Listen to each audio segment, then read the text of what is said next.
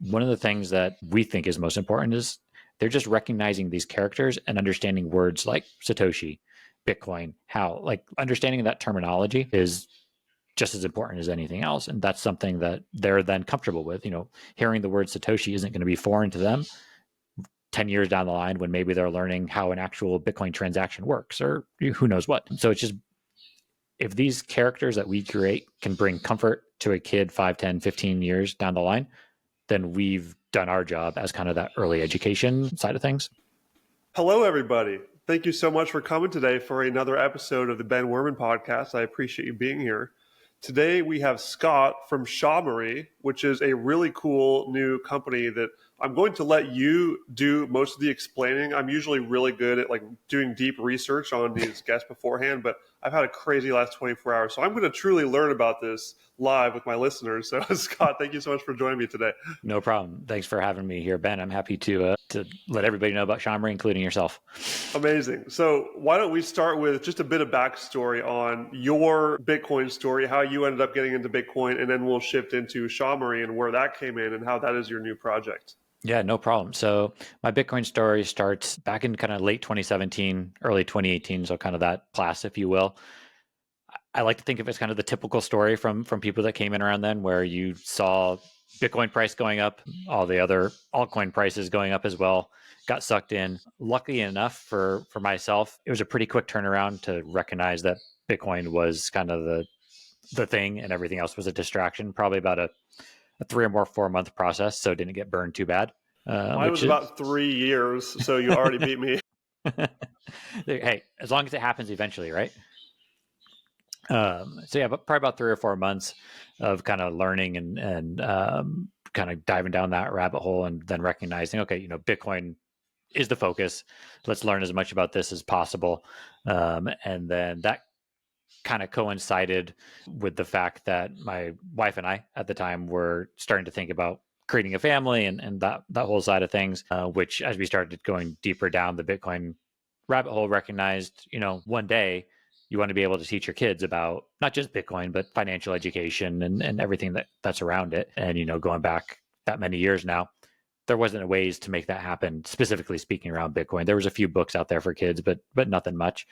And so the short version of that story, which I can dive deeper into, is we kind of just said, what can we do ourselves to be able to one day teach our future kids about Bitcoin and in a fun, low stakes manner. So that's kind of how the two merged, where kind of learned about Bitcoin, dove down that, saw the value in it. My background before that was in a mixture of accounting. So I was a public accountant for 3 or 4 years. And then for about 15 years, I worked in the ed tech industry. So I kind of had a mixture of the math side of things and verifiability with audit and that sort of stuff, mixed with the product creation side of things and creativity. So I enjoy creating things, but I also like black and white answers when it comes to math. So I like thinking of those combinations as being something that kind of preordained me to understanding about Bitcoin in a deeper way. Awesome. And so I know you have a little girl, correct? You and your wife had a little girl. Now, yep. 2 of them. Awesome. And so when did that come into the mix, and how did that sort of change this mission path for you? Because I assume like SHAMORY is like definitely like a kids oriented project. Yeah. So how did that change things? Yeah. So our oldest daughter was born in 2019. And then our youngest was born last year, 2024. So it's been fun seeing them learn about Bitcoin through their eyes, especially the older one. And so it came about just the fact that us learning about Bitcoin coincided with creating the family. And then we said, let's create something. And so our game, which you can see back here, was our first project that we kind of put out there. And it was meant to be a fun side project to just kind of see what happens. So we launched officially in April of 2020. So we actually just celebrated our 5-year anniversary of our first sale on April 6th. And so very, very recently. It's crazy that it's been 5 years, honestly. And so we put the game out there. It took about a year prior to that to create it. Neither my wife and I had ever created a game, gone through a manufacturing process, launched a website, branding, all that all that fun stuff that comes about it. So a lot of learning, gameplay, testing it out between us, and go back that many years. We didn't know any other Bitcoiners in San Diego to test it with, so we had family members that had to be come in and kind of help play the game, but they didn't know anything about Bitcoin. And the game itself teaches about Bitcoin mining, so kind of another layer deeper than that. So when we launched, it was really kind of crossing our fingers, hoping that we didn't miss anything, and that somebody who knew deep knowledge about Bitcoin mining would come back and say, "Hey, you really messed this up." But actually, the opposite happened, where we had people deep in the Bitcoin mining space say, "I want to be able to use this game to onboard new employees or to onboard new investors." And we had people honestly say, "This is the most simplistic way we've ever seen mining explained." And so those things obviously meant a lot, hearing back at the time, and gave us confidence to know, okay, we got this one down. Where can we go from here? That's super cool. And this is such a great tie-in to, I just recorded a conversation with Rob and Sylvia Brinded, who I'm sure you're aware of, to run a Place to Be project over in Madeira, Portugal. And one of the big points that they got across is that the best way to learn, no matter your age, is to do it through playing.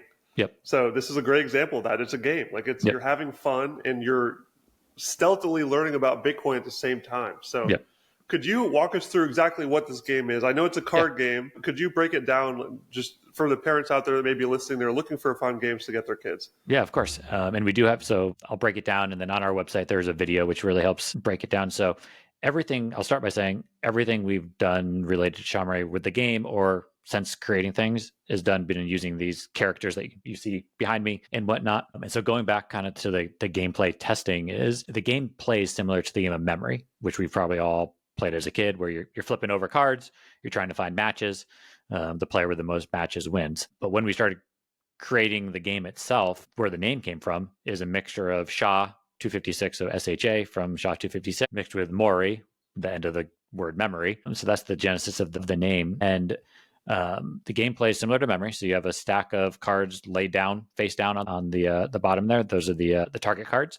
So there's a target and a nonce. So there's a nonce stack. So for Bitcoin mining, for those that don't know, the computers that are mining the blocks, they're essentially, I'm going to break this down as simple as possible. They're guessing a number, which is called a nonce. And so in our case, instead of guessing numbers, we're trying to find matching characters. So there's 14 different monster characters that you see back here that are all there. So as a player flips over one of the cards, they need to find that matching one over there. As that happens, the target and the nonce match up. They create a hash, which then mines the next block. So there's a stock of cards that get lined up block by block. The goal of the game is to mine from the Genesis block up to the block out of 10. Each time that's done, the player who finds the match gets a reward. So you earn a Bitcoin reward. And the player with the most rewards at the end of the game wins. But along the way, a couple of things can happen. One, there are attack cards that get played. So if your attack chain ever gets longer than the blockchain, it's 51% attack, and the game's over for everybody. And so one thing that shows, which we've heard from parents over and over again, is yes, this is an individual game where we're all competing to mine as many blocks as possible, but it's also collaborative in the sense that maybe we get to the block out of 9 and we only got one more to go, but the attack chain comes in, we all lose. So when we get down to those lower levels, it actually behooves everybody to kind of play together to be able to make sure that we make it. And then, whether you got 1 reward or 5 rewards, you got something. So just a side kind of learning experience for the kids that are playing, not just learning about Bitcoin, but learning about both collaboration and competitiveness at the same time. I love that. It's a great analogy for just Bitcoin companies in the space and like different people who are all buying Bitcoin, because it's sort of a mix of competition and teamwork. Because all these Bitcoin companies, they all want Bitcoin to succeed, even though they're competing within their niches. So it's a really interesting dynamic. And I've worked at Bitcoin companies before where, direct competitors are like, we're posting memes with each other and having fun. It's not like a cutthroat business. It's more like we all love being in Bitcoin, and Bitcoin's going to create a better world with or without either of us on these different companies that we're working at. And it's really a cool vibe because it just brings people together more, and it's all about fun and enjoying the process. No, it's true. It is all about fun. And, I can speak firsthand to, like you said, in the Bitcoin community, when it comes to other companies, 99.9% of the time, they're out there to work together. No, I don't see anybody as a competitive. Since we've launched, there's been other people who've started creating, whether it's games or books or whatever it is for kids. The more the merrier. We're all supporting each other. It's a small ecosystem still.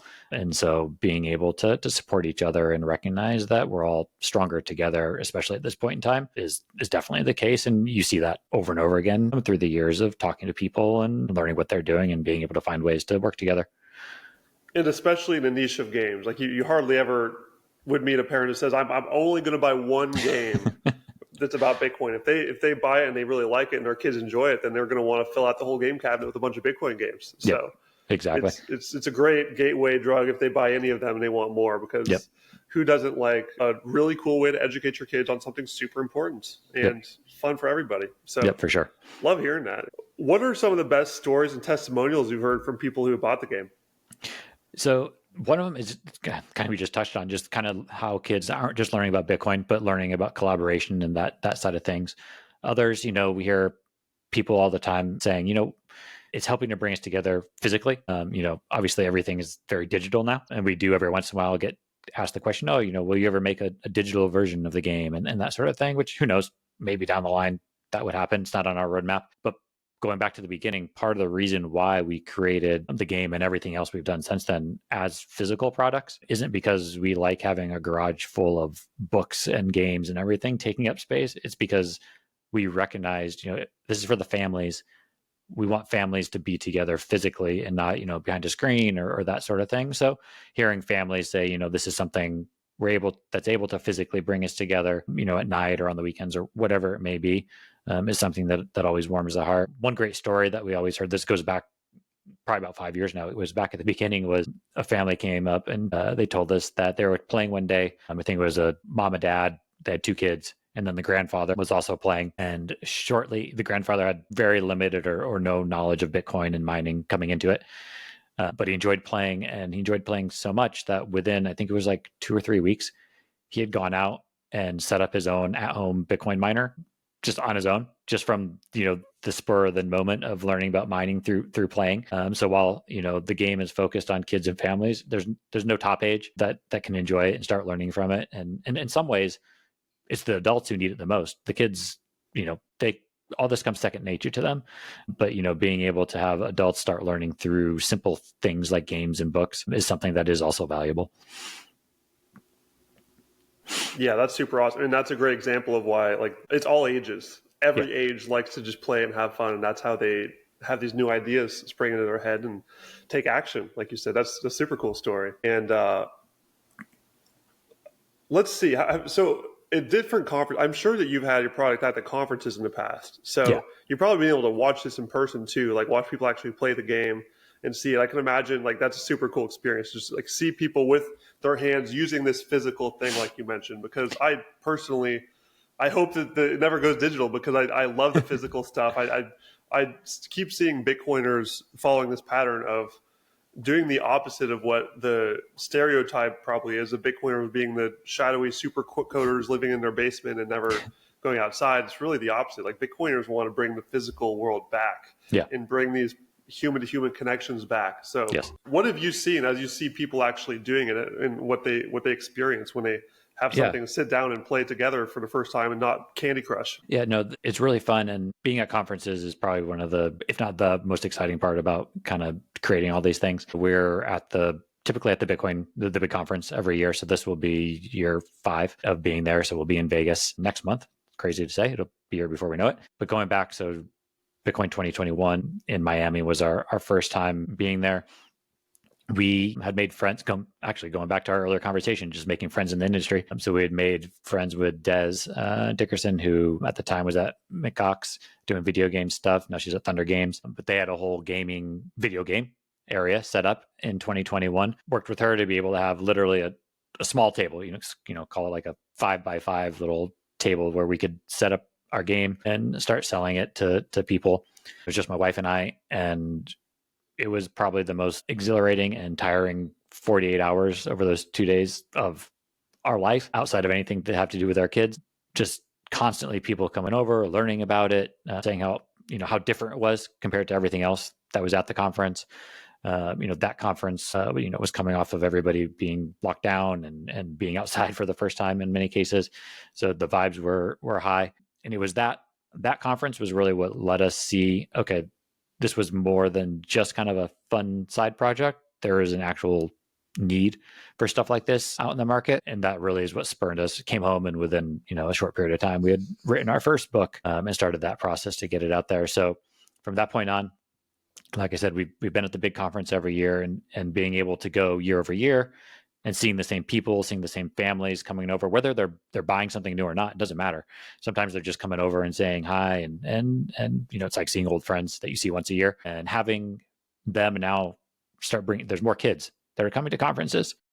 Bitcoiners are having babies everywhere, man. You can't stop them. Exactly. No, there's plenty of Bitcoin babies out there. There's plenty of kids now coming to conferences. And we've been lucky enough to help set up and assist with some of those kids' spaces. And this will be our third year of bringing our daughter along to the conference with us. So now she's working in the booth. We brought our baby last year. She was, what was she? Like 6 months old. So that was chaos. We're going to leave her, the younger one, behind this time around, just because a 1-year-old at a booth is a little harder than a 6-month-old. They're walking around now, so can't contain them. But Charlotte will be with us again, and then hopefully next year Zoe can tag along when she's another year older. But being able to have it be a family affair, and I think it also helps. We're selling family products, so it's not like we're just some 60 or 70-year-old person out there that created something random for families, and they don't have kids themselves of age. But I think people enjoy getting to know us. They see that we're creating these from our heart. Our daughter all the time is grabbing our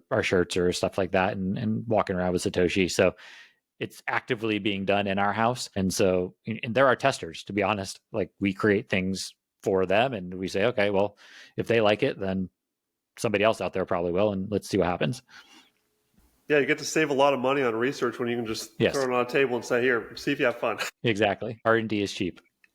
Love it. That's super cool. And that's such a cool dynamic of having a family project that you can all really work on together. And as you watch your daughters grow older, and they'll understand more and more that this is like your group bonding, and also a business, like a Bitcoin business, which is super cool, because a lot of parents out there are looking for ways to teach their young ones about Bitcoin. And I can't think of a cooler way than that, just to have games that they get to play, and also, go out and go to these conferences, meet a bunch more people. So that's super cool. I can imagine, like, how has this changed your family dynamic? I know that your daughters were very young when it started, but I'm assuming like pre Shamory and post is different, because it brings people together in that way, just like you said, but even more so for you guys. Yeah, no, it's definitely changed. And not just Shamory, just Bitcoin as a whole. I truly, Bitcoin isn't a get rich quick scheme; it's a get rich slow scheme. I buy by that mentality, and so going on, as long as we have, and being able to stay focused on it, has let us not only do things like Shamory, but also given our time back as a family in various ways, and allowed me to, be able to focus on building things around Shamory and being at home. We homeschool our kids, and so they're always around.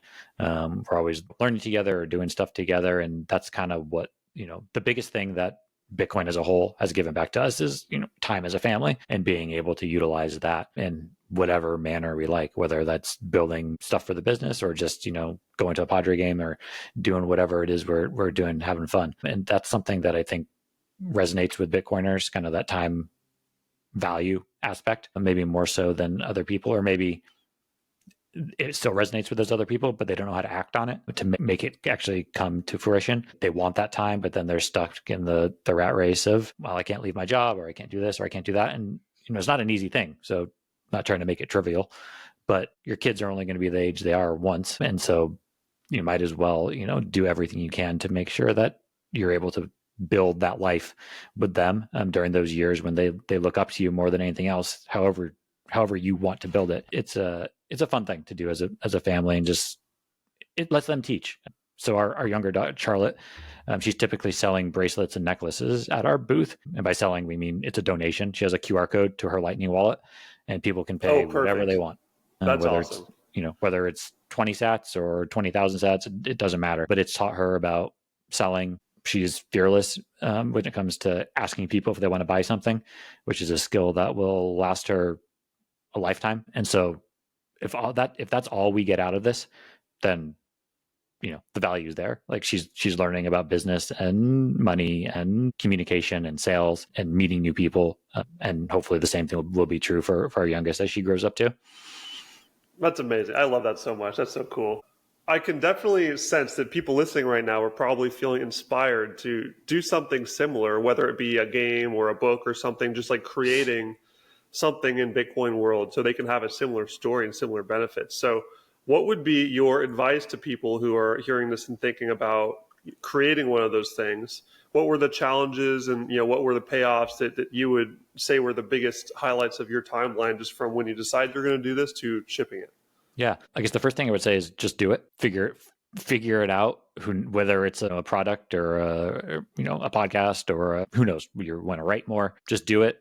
Don't worry about it being perfect to begin with. Like I said, when we created the game, I had no other Bitcoiners to go test it with. And so we just put it out there and hoped. And then secondarily, like we've touched on a few times, Bitcoiners are here to help. So if you see other people that are doing similar things and you have questions or you want to run ideas, reach out, send a DM or try to find a way to get in touch with them.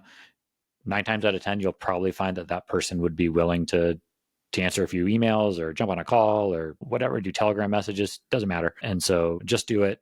Reach out to people if you think that they might be able to help answer any questions you have, because you'll find that they'll say yes most of the time. Going back to those things that people think about Bitcoiners, they're probably some of the nicest, most generous people I've ever met. The complete opposite of what you might think the general media or conception is. And so just reach out, do it. There's always a need for more things. We're so early in all this that there can't be too much of anything, most likely. Totally agree.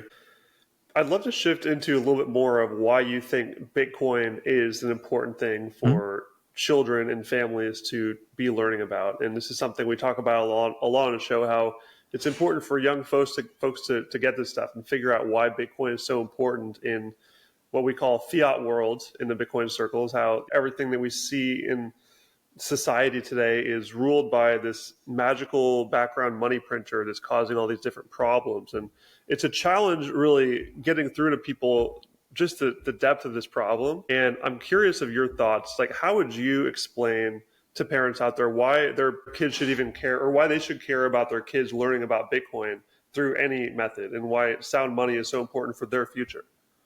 Yeah, I guess the first thing I would say is, I'll speak for myself and most people we talk to, think about back to when you were growing up.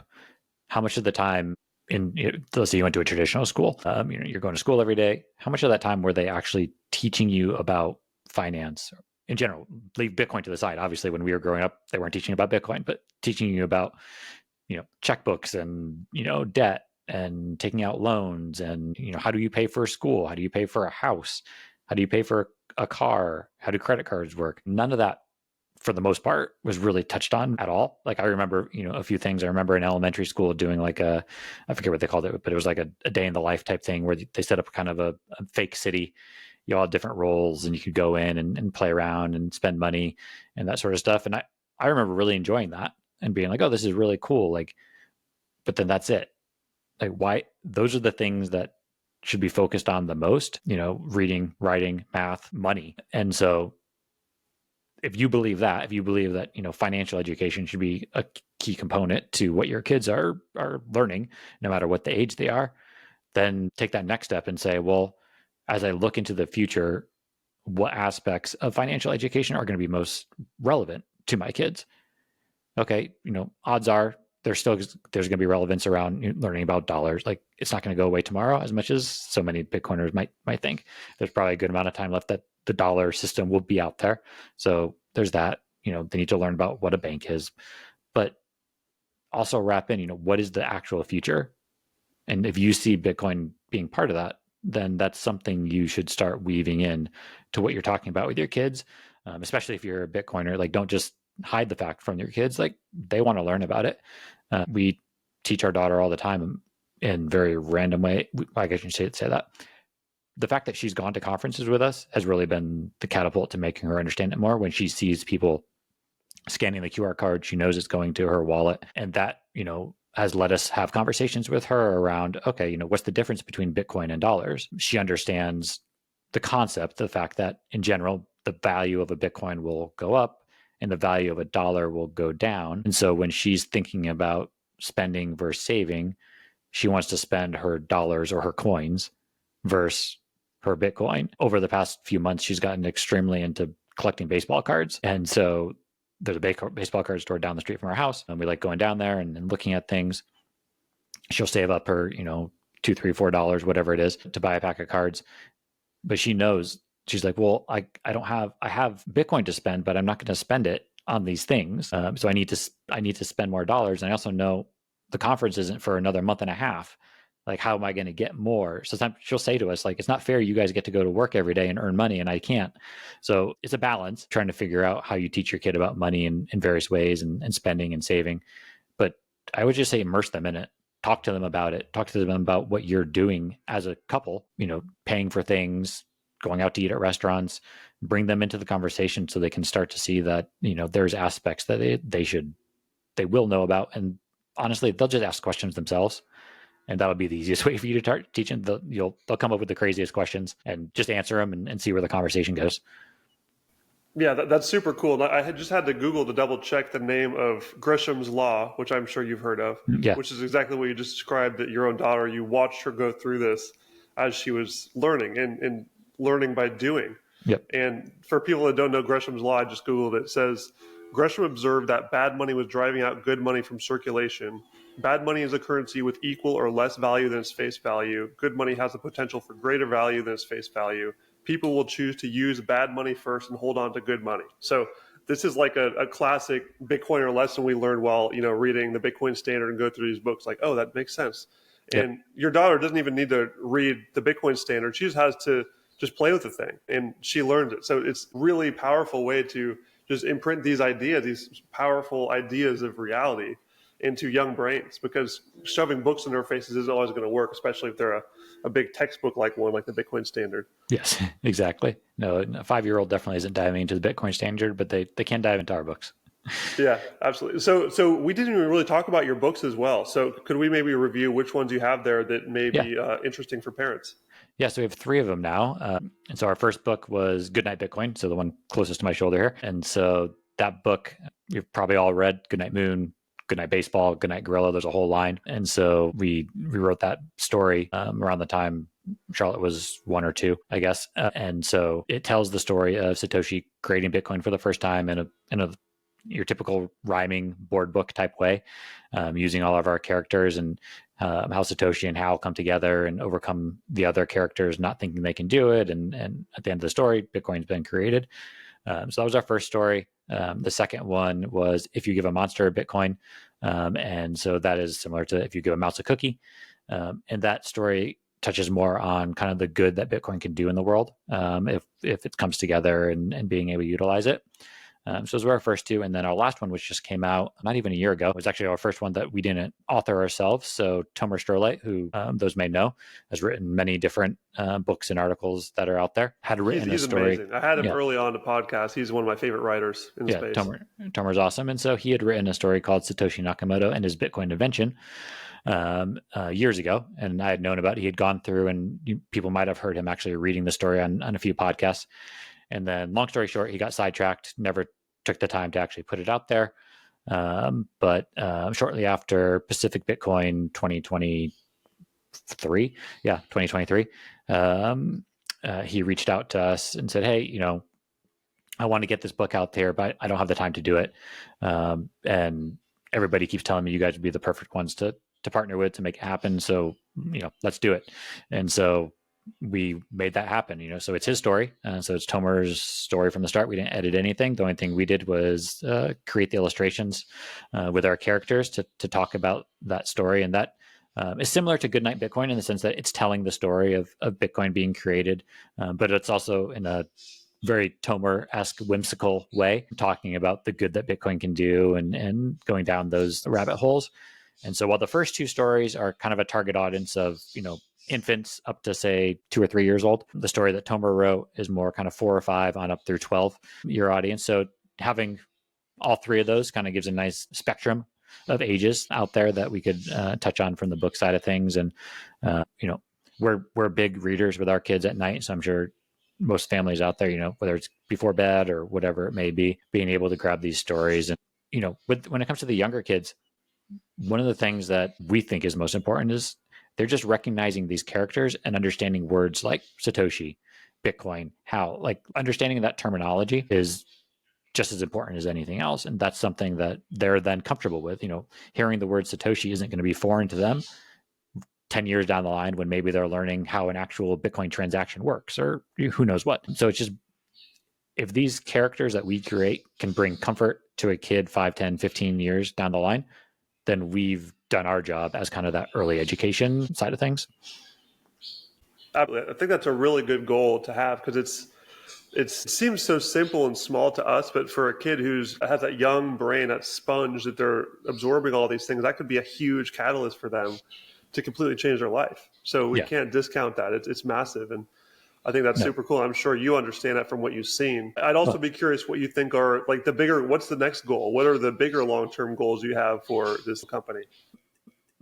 Who knows? It's a mixture of things,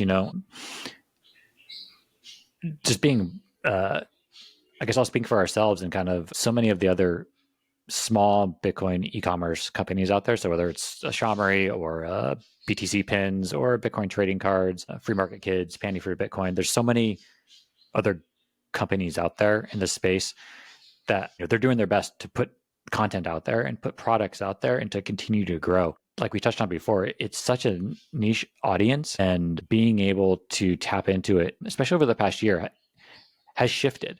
And we have, I have bi-weekly calls with a few different people that are part of those groups, and just talking about, what we see in the space, from a sales perspective, from an engagement perspective. And over the past 12 months, it's probably been 12 of the hardest months from a sales perspective, which is kind of funny in the sense that the price, you would say, oh, the price has gone up. More people should be getting interested, which typically, if you kind of track a sales cycle from I'll speak for Shamory, the price goes up, you see more eyeballs. We don't pay for marketing. We're small, it's all organic. But my hunch is it's a mixture of two things that's happening. One, so much of that price growth has happened outside of kind of the organic space that you might find on Twitter or X or Nostr or those places. So the eyeballs are less that are coming in so far because they're more ETF buyers, mixed with the dynamics of people on those platforms has continued to shift. And so when I think about what's next, it's hard to say because I don't know where everything's going. But the one thing that we'll stay focused on is being able to create products and ways for families to come together. But I say all that before to say, if you're out there and you're listening to this, whether it's for Shamory or any other small Bitcoin company, and you see their post come through or whatever, giving it a like or giving it a retweet can go a long way. Because we're, like I said, most of these 99% of the time, nobody has a marketing budget. We're creating things on our own. We're in our house putting content out there and products out there for everybody. So if you do see that, I'll speak for Shamory and all these other groups, try to show some love in small ways. Can go a long way into seeing where everything can go. Very cool. Very cool. I love that. And I love the trajectory it's on. And just like all the other Bitcoiners who are building stuff, myself included with this podcast, is we can see the exciting future ahead as more people come into Bitcoin. It's going to help all of us together. And so this is why, whether it's kids learning from your game and coming to find my podcast, or people listening to this podcast and going to buy your game, it's just a big team effort, which is why it's so much fun and such a pleasure to talk to people. Scott, I think this could be a pretty good episode. We could keep fairly short and sweet as just sort of a chat that we've just had here. We've covered a lot of good things already. I think that, is there anything else you wanted to cover, or could we just kind of wrap up here and just give people all the links that we could to help support you guys? No, so I guess the one thing just to, I guess I let the cat out of the bag here for something I am about to launch. So we're actually planning on launching the Bitcoin for Family show shortly. So I'll probably make that announcement. Not sure when you're going to post this, but probably sometime this week. Probably later than that. So you got some time.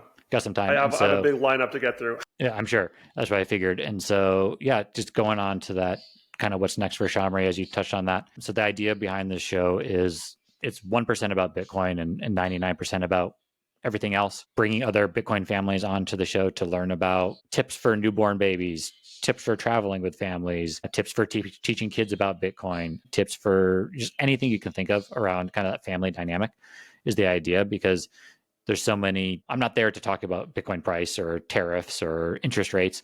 We just want to have a space for Bitcoiner families to come and learn from each other. Like you said, there's so many Bitcoin babies out there, and so that audience is growing. And so if you're listening to this at this point in time, go find that feed, start getting, my goal is to have a few episodes out before the conference in Vegas. So between now and and May. And so we'll start putting some content out there, whether it's on, Apple, Spotify, YouTube. Come find us, Fountain, being able to grow that audience. And if you're interested in come on the show at that point, reach out. I'll have a way to get you on and just kind of talk about what others can learn from families that are out there. That's amazing. I love that idea too, because I don't think there really is one of those yet. That'd be a great niche to fill, and there's so many people that would love it, like you said. Yep, no, that's the goal. So we'll see where it all goes. Very exciting. Very cool. Well, I will be sure to include the links for that, because I should be uploading this in the future enough to where you'll have at least a couple episodes out already. So I will make sure to put that in the show notes. I'll put all your website and all of this stuff so people can go find your games, books, all that fun stuff. Scott, it's been an absolute pleasure chatting with you, man. Thank you for coming by, and I'm very excited to see what you continue to build. No, thank you very much, Ben, and look forward to hopefully meeting you in person one day too. I'll be in Vegas, so awesome. I'll swing by. Are you going to have a table out there, you said? Yeah. So I guess, amazing. So we will be in for you and everybody else, so we'll be in our typical spot in the Bitcoin Bazaar. Excellent. I'm going to have to find someone to challenge to come play the game with.